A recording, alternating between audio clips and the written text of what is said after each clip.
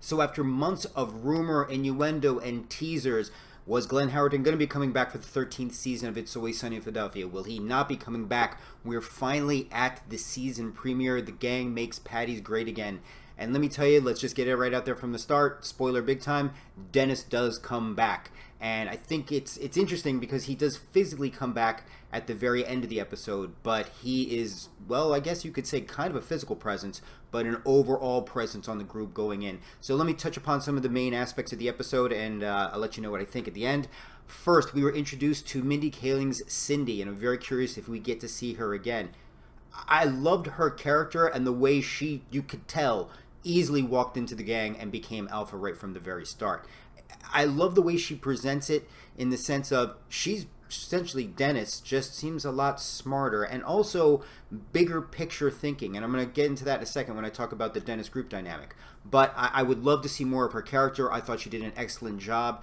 And again, you even felt for her at the end when she's one more person trying to say to the group, no, you can do better. But then again, can they? And maybe they already are, but we're going to get to that in a second. The second thing I loved about it is the way they addressed Mac's body issues. The fact that we've seen Mac thin, in shape, fat, now just totally jacked. And I'm glad you had to address it because Robin McElhenney just looks just like pumped. But I love the way they just had Mac really wanting to sell it and them just addressing this idea like, look, it's just kind of, this is the way it goes. This is how we deal with it. And I thought it's a very interesting commentary both on the characters and also I think just how the whole issue with his weight's been addressed over 12 seasons. Yeah, 12 seasons now on the 13th. It's amazing. The scene where the gang is talking to the dentist doll and having conversations and almost defending themselves and responding back, as hysterical as it is and as disturbing as it is to see a sex doll looking almost exactly like Glenn Howerton, I love the fact that it spoke volumes to the role Dennis plays and how important Dennis is in their friend dynamic. And I think that's very important because I think we get to a very important here, which is the role Dennis plays and the gang plays. And I think it's a very interesting one to take a look at because the assumption would be, well, Dennis is the one who just basically uses and abuses them and they just take it.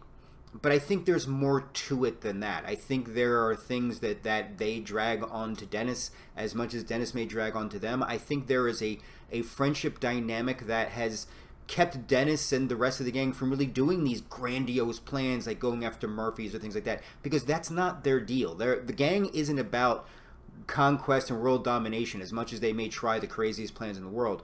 They're really just about all of them getting together, being together, and weirdly making sure each of them succeeds. Meanwhile, they are the classic example of brothers and sisters constantly smacking each other behind the head and things like that.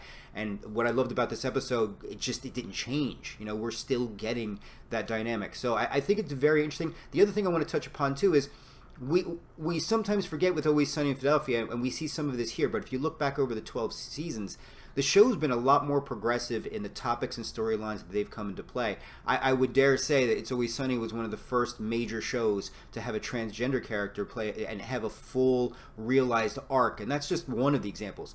They do it tastelessly sometimes. They do it vulgar sometimes. That's the type of humor I love, but that doesn't mean that they don't speak to some truths. And I think with the group dynamic, it's easy to say, oh, well, they're just sick and they just kind of play off the worst of each other.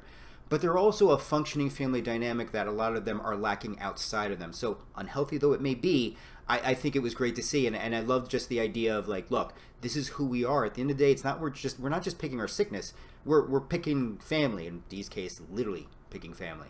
I also love the fact the way Dennis was just brought in. Just like, here's a sex doll, now here's Dennis.